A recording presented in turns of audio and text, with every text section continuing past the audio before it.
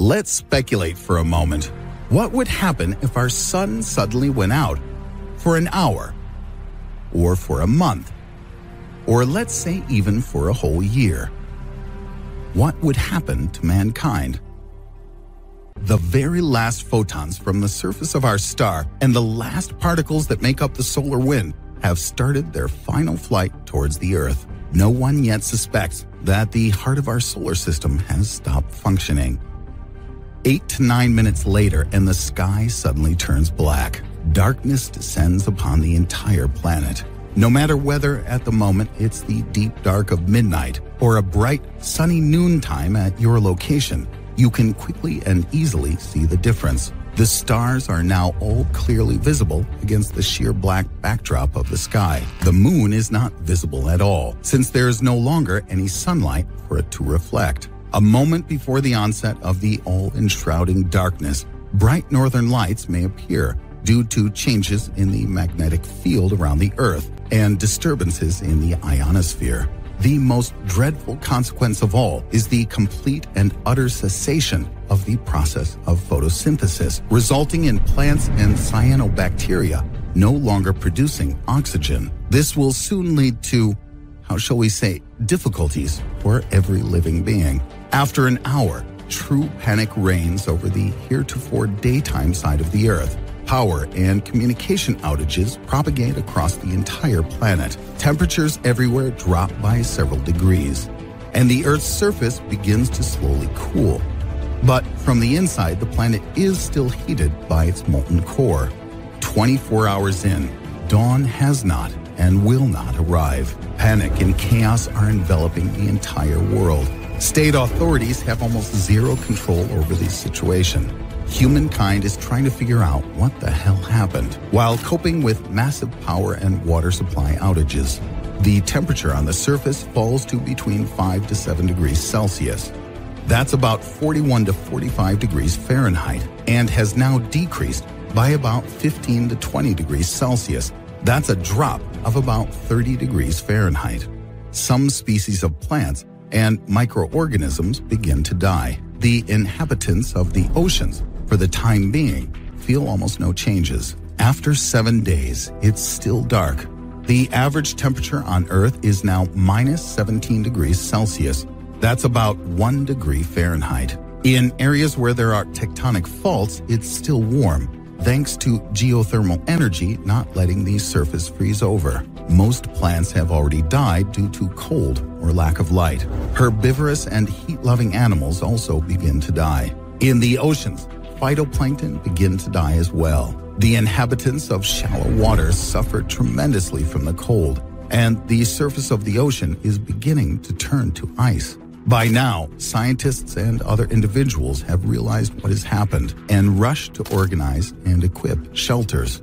1 month in, and the Earth is continuing to cool. The average temperature on the surface is now about minus 30 degrees Celsius. That's minus 22 degrees Fahrenheit. And almost the entire planet is now coated with ice. Virtually all plants and cyanobacteria have perished. Some species of trees, especially conifers, are still alive.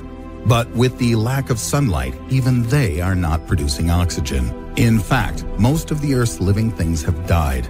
But some bacteria still carry on with their normal life activity. Most of the remaining life on Earth is now found only near geothermal springs and underwater. Interestingly, the layer of ice on the surface of the oceans slows down their cooling. And in the areas of oceanic tectonic faults and geothermal sources, the water is still warm, obviously being naturally heated. But even in the ocean, the drama of a mass extinction event begins to unfold.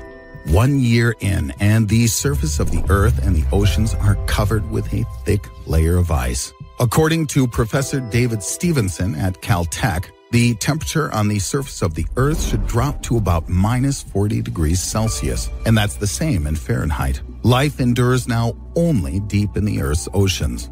And perhaps some groups of humans might be able to survive on the surface of the planet in places like Iceland and other areas with large amounts of geothermal activity. Professor Stevenson believes that the Earth will continue to cool for another several thousand years until the surface temperature reaches approximately minus 160 degrees Celsius. That's about minus 256 degrees Fahrenheit. At that point, life on the planet, in the usual sense of the word, will simply become impossible.